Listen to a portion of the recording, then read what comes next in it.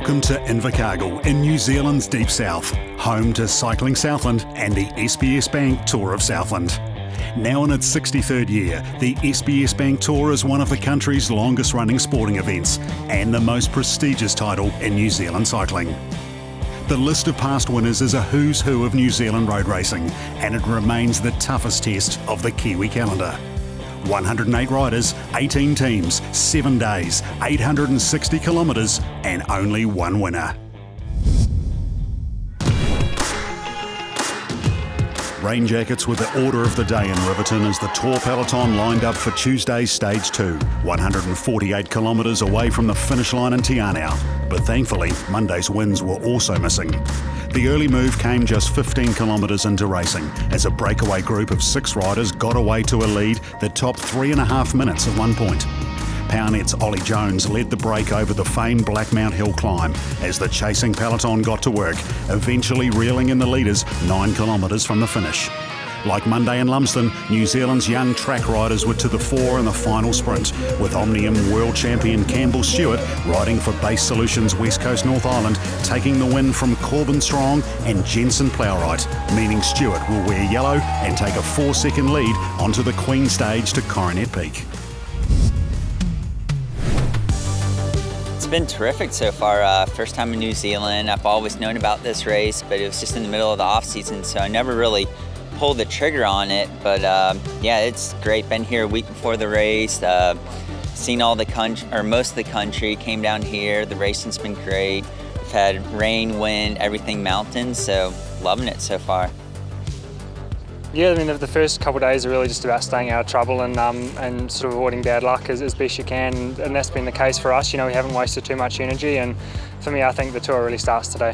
And this is sort of the day where you find out sort of who's in contention for the tour, so it'll be interesting to see how the general classification shapes up after the day.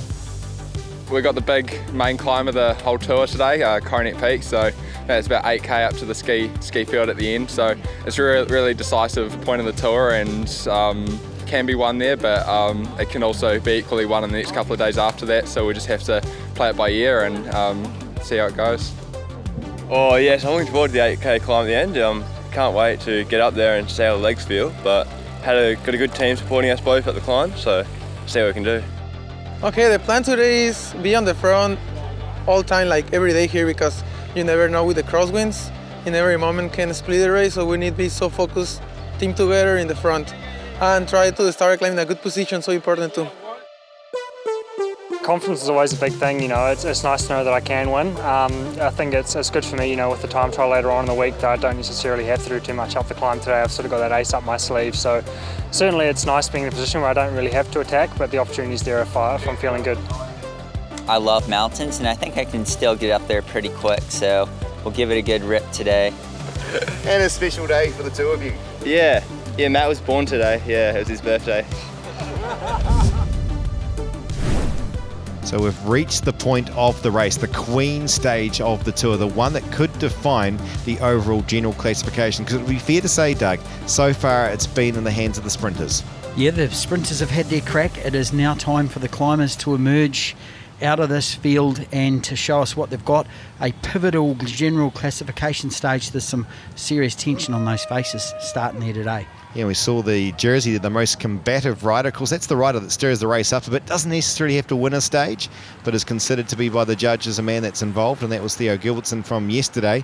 So it'll be interesting to see if it inspires him today to get involved, because there'll be a lot of hit-outs from the start, as per usual on the tour. And here we are out of Osborne. Yeah, there's going to be some fierce attacking going on. You can see here the riders are all over the road, but the big motivation from a lot of these guys that haven't featured so far is, can I get a springboard up the road? It's a very long stage with an incredibly tough finish, and they'll be really trying their best to get away early to try and establish a bit of a lead over the rest of the field. But you can see here there's some determined chasing going on here at the front of the peloton. Yes, this is the opportunity, and a lot of these riders will realise that the GC men will be waiting patiently for the big 8k climb at the end of the day. So there is a chance here for some of the teams to get themselves off the front, as you said, Doug, pick up a few dollars, pick up a few points, because it's certainly an opportunity for a lot of jerseys still to be picked up along the way.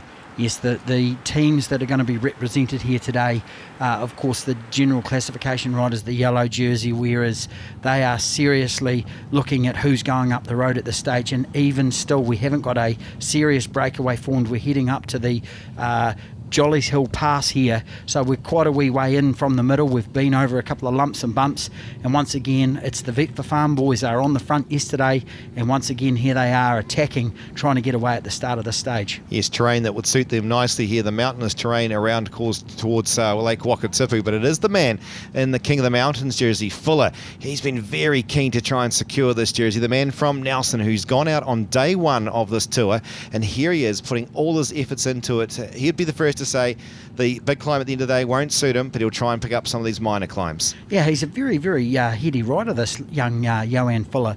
He's obviously got the King of the Mountains points on the back of his skill to pick up these preems on these hills early on. He may, as you said, Julian, may not be there at the finish, but it's the Harcourt Sprint Ace that's leading this climb at the moment over the top. How about that? Ollie Jones, this guy here, he's on fire at the moment. He is in serious contention, not only obviously to try and hold on to the green jersey, but we know from the break of the day the other day there with Fuller that he's also right up there in the King of the Mountains. So he's got a few choices to play.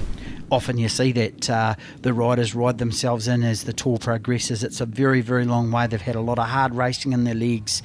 It's a very, very long stage, and there's some fatigue sets in at this stage of the race, isn't there? There is, absolutely, and it can play havoc for these riders midway through the tour with the old fatigue factor.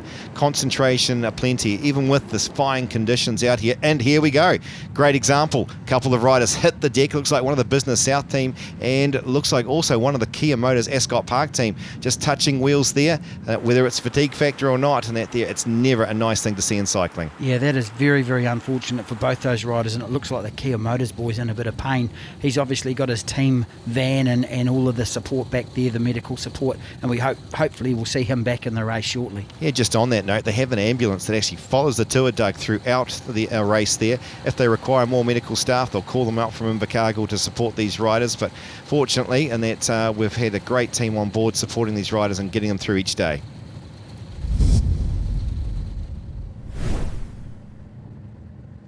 And here we are at the front of the race now. This is the young rider from the Creation Signs, Ronald McDonald House, Rico, James Fouché, the national road champion at the moment. He had a bad first day. That was really unfortunate for James, but here he is, man. He's on the front of this race trying to light it up. James Canny will be so stoked to see this kind of thing. He's the team manager, and they've obviously got a bit of a pre-programmed plan to try and break this up. This gets very, very windy across here. It doesn't look that bad today. The conditions are actually quite perfect, in fact. Which actually does make it challenging, of course, for a break to try and establish itself. We're a fair way down the road here, as you can see the mountainous terrain up ahead towards Lake Wakatipu. Usually we would have a decent bunch away at this point in time. So here these guys are trying once again to hit it out, and it's Fouché, the national champion, who's digging into it. Of course, he's got quite a few points already in the sprint ace, and he'll be aware that there's a few sprints up the road. It just shows the motivation of this year's race. There's just been such a concerted effort from some of these breakaways to get away. I think it's been a lot harder this year in this year's SBS Tour, Julian, to try and get these breaks formed. And it does show the level of motivation. The riders are always on guard. They're always looking up. You see Paul Odlin's trying to see what's going on ahead. And behind him, Travis Kane from the Business South team, and is in his 20th consecutive SBS Bank Tour. Incredible effort from Trav. Well, here we go with the likes of Keppel up in front here. There's also the men from Coupland's Bakeries who have been pretty prominent throughout this particular stage. They've had men trying to get off the front here, joining Fouché. They'll be well aware of this man and what he's capable of doing, so they'll be looking for the opportunity to try and pick up some points and open up a bit of a gap, and no doubt hoping that maybe a few others may join them. That's exactly right. What you're really after in these circumstances is a safety in numbers. We saw it yesterday going over Blackmount. They had a really good group. Here's a bit of assistance going on whilst you're changing the old bottle. That is a bit of an old cycling trick. Get a bit of a hand up, get the bottle. I hope the commissaires aren't watching this coverage tonight. But that is a typical domestique. You can see here he's tucked about 3 or 4 bottles down his jersey. Going to hand them to his teammates. What a bloke to have. Yeah, that's a great example of the teamwork. They'll have certain certain roles to play. They would have got tapped on the shoulder, with time for a drink, head on back, get the food, get the bottles, and bring it on back through into the team, as we see some fantastic aerial shots here. A great piece of landscape up here in Southland, of course, going into Lake Wakatupu region here around what we call the Devil's Staircase, as we see the lead 3 group making their way up the first of the rises, and a wee group just further back behind them, and it looks like potentially the Sprint Ace being one of those. Yeah, he was on the chase right from the get-go, wasn't he? Old Ollie Jones taking that hill climb at the Jollies Hill, but they'll be really, really trying to catch these front 3, and the front 3 will be so pleased to see this coming up. It really makes their job a lot easier to try and stay away, of course, in the back of their minds, the Coronet Peak climb, and that'll be something that they're not thinking about now, looking at that scenery, although you don't get a chance to look at a lot of this sort of stuff. But what a perfect day. This is one of the best places to ride a bike in the country. Yeah, the mirror finish to the water there certainly shows you today that things are fantastic for going out onto a bike, as we see the likes of Hausler, Merck, of course, from Switzerland, McMillan in there, Jones and Spencer, one of the youngest riders, the man there in the pink colours for the Business South team, a regular visitor to the Deep South, both on the track and the road, so it's good to see Griffin up there, and he's about to join this lead 3, and they look pretty excited by it, Doug, indeed, to have some extra riders up in front with them there. I must say, I've never seen that kind of excitement from a front group getting caught, but these boys realise the implications of this group. We've been talking about it all the way through the stage. They're going to have some safety in numbers, and they're going to need all of the gas they can and all of the reserves in the tank to tackle that Coronet Peak climb. It's going to be really interesting to see what the reaction is from the groups behind, and to see what the more important GC riders are going to do from that peloton. But at the moment, there's a bit of congratulations going on. Thanks for coming up, and let's get on with it. I think a bit of excitement there for the fact that finally the bunch has let them escape off the front. As we saw earlier on in the top of the show here, a lot of teams trying to get themselves off the front, and the big hitters were trying to control things, the likes of your Placemakers, your Kia Motors, your PowerNet, etc. They've allowed some of these teams to finally get a bit of a break here, and these guys now, they'll give it a decent sort of a nudge. They'll be keen to try and get themselves to the base of the hill. So a great representation from all of the different squads in the peloton, which means that the groups back will be having a bit of a breather, knowing they've got some of their riders from their teams represented in this break. It's very, very structured, but you can see here that all of the riders now, after their initial jubilation, are starting to roll through. And this here is Joel McMillan from Nelson riding for the Central Benchmakers World Bike team. So a great, like we've said, a great representation which will relax things back in the pack a wee bit. Yeah, the Central Benchmakers World Bike team have got 2 riders involved in this particular breakaway here, so they've got a few options to play as we look back to the peloton. It's one of their teammates just rolling on through. Looks like Blake Tate-Jones of Southland towards the front of the race, but just a good steady pace for the peloton here as they continue to allow that group to escape off the front. It'll be just a matter of time before they decide to put the pedal down. Yeah, this is the calm before the storm, really, and it is really going to be a matter of who we see delivering these riders to the bottom of the field. You can see the Couplands Bakeries guys right at the front. They've got the whole team just before they come up the Hunters Road climb here, and you can see the front group. We're back with the leaders. They are rolling through. It looks like one of the riders is that Fouché. Looks like he's tried to sneak off the front going up here, using this wee climb as a springboard, but we've still got a lot of this race left to go. These guys have got a lot of work in front of them. Yes, they'll be starting to lick their lips, hoping that they could keep them out with about a 5-minute odd break here at the moment. They'll be wondering when that main peloton is going to start to do the chase here, but their work at the moment is just to try and concentrate as a group, use each other up as much as possible to get to that big, long climb at the end of the day, where they've got to try, after being a long break for the day, to try and find some sort of rhythm. And we can see some hurt coming in here. This is one of the Business South guys really, really starting to have a look at his handlebar stem, Griffin Spencer from the Business South squad. But there's a bit of attacking going on. Obviously, we've got Max Jones here from the Base Solutions Racing team, West Coast North Island. They won the stage yesterday. They're on a bit of a high. The morale in that team will be very, very good. And he's just taken that wee hill preem there. But the big catalyst is going to be what's happening back in the peloton and what the reaction is going to be from this.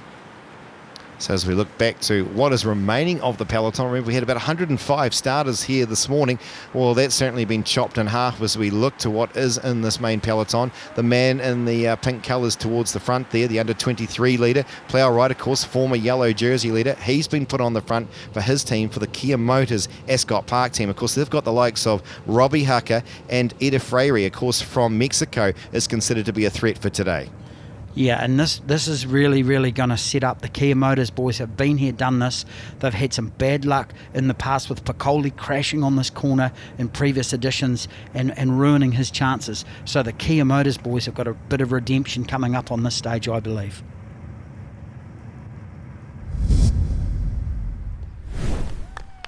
So as we approach the turn to Coronet Peak, 8 odd K for these guys to climb, Doug. This is a struggle of a climb, to say the least. It's about 10% in the first few K up this climb as we look to Max Jones, the first man to hit the base of the hill. Yeah, he attacked these guys right before the climb, which is gutsy stuff. And like you say, the start of this climb, you can see he's already in what we used to call the dinner plate. He is in a seriously low gear, right over it, but it is an incredibly steep start, levels off a wee bit, and then gets steeper towards the middle, and then the end you've got the zigzag. So this man will have looked at the profiles. They study all these courses and know exactly what everything is in terms of terrain and power output and everything else. So he'll be measuring his effort all the way to the top.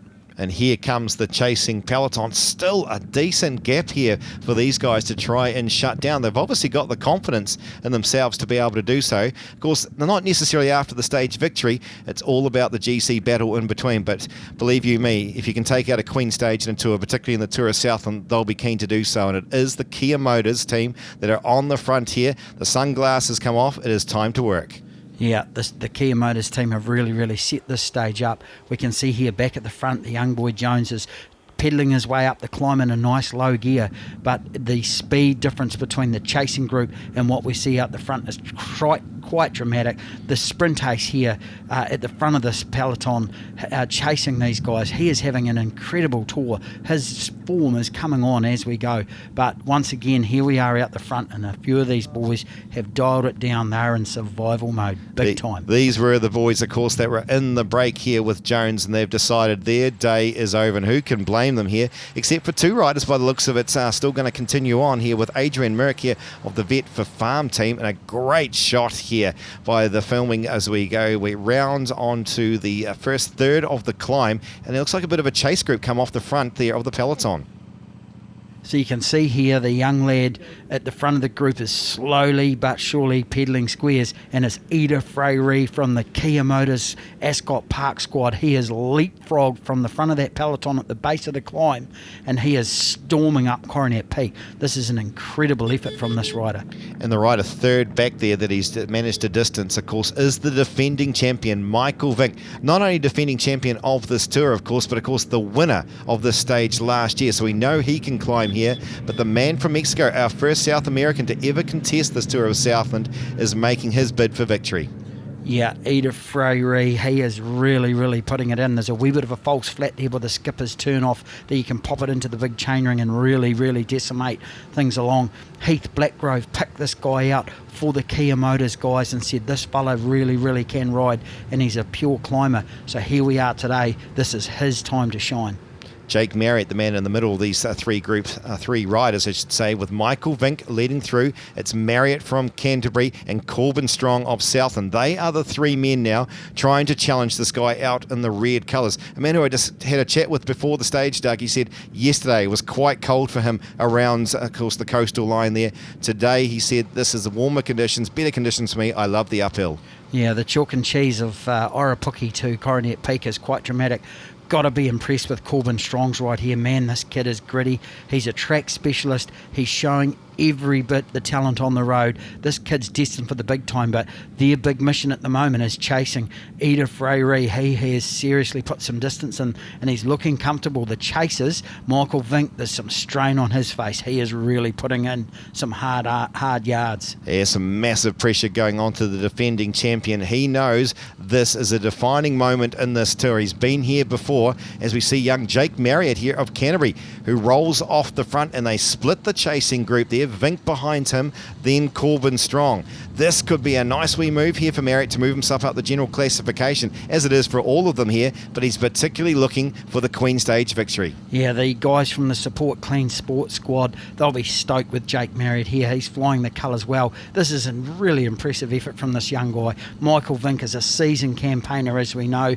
He did the business on this stage last year, Michael Vink, and Jake Marriott is really putting some hurt into Michael Vink, and looks like he's taking that lead down of Ida Freyre. He's got not a lot of time left. You can see there in the distance, there's the Kia Motors boy up the road. So if this man's going to catch the leader, he's going to have to do it pretty shortly. Yes, we're down to the last couple of kilometres, but it's another great example with Marriott. We've talked about it day in and day out here. Corbin Strong, to name just a few of these under 23 riders who are challenging some of these seasoned riders. But the man who's challenging them all at the moment is Freyre. But this is for the first time we see him out of the seat. So this is starting to really hurt here after 3 days of racing this SBS Bank Tour of Southland. He did a big recon on this stage. The boys took him up here, I'm sure, before the start of this race and said, hey, you really need to know where you are and what's happening on this climb. And Ida Freyre is really digging deep. These Kia Motors guys, they're well structured. They've got good management with Rick Morrell and Phil Stevenson. They know how to win this race, and here they are.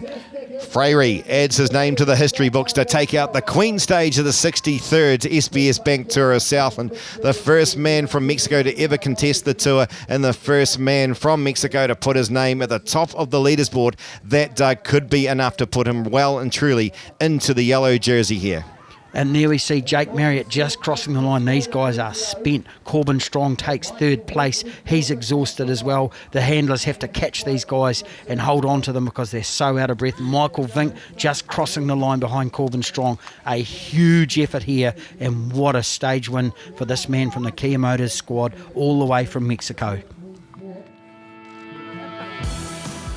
Ida Freyre becomes the first South American rider to go into the yellow jersey of the SBS Bank Tour of Southland with 28 seconds over local Corbin Strong and defending champion Michael Vink. While Ollie Jones continues to lead in the Harcourt Sprint Ace, being challenged by national champion James Fouché on 22 points. Fuller continues to lead in the Jesco Hydraulics King of the Mountains, with Ollie Jones sneaking closer to him at 23 points and Hauser on 12. The Southlanders are excited to see Corbin Strong in the Henderson Construction under 23 lead, over 2 minutes 39 ahead of Campbell Stewart and Reuben Thompson of Queenstown. Paul Odland continues in the Stonewood Homes silver jersey with a good buffer of 1 minute 4 over Hayden. James Fouché, the national road champion after all his efforts today, was awarded the SBS Most Combative Rider. While Kia Motors Ascot Park Hotel, after a dominant form on the climb of the day, continued to lead by 1 minute 57 from PowerNet and Team Skoda in the Wednesday's team classification. I'm a good climber. When it's steep, it's good and long too. So me and my team, we know that, so we work a lot to be in a good spot before a climb. So my teammates make a really good job, so this is the result for me and my team. Oh, so special. This is a beautiful race. Always is special to win a race because cycling is hard, it's difficult to win. But this race is special to me because I'm the first Mexican, the first Latin to race here, and race and win is so proud, so special. Follow the action from this historic race with live race updates, full results and pictures at www.tourofsouthland.com.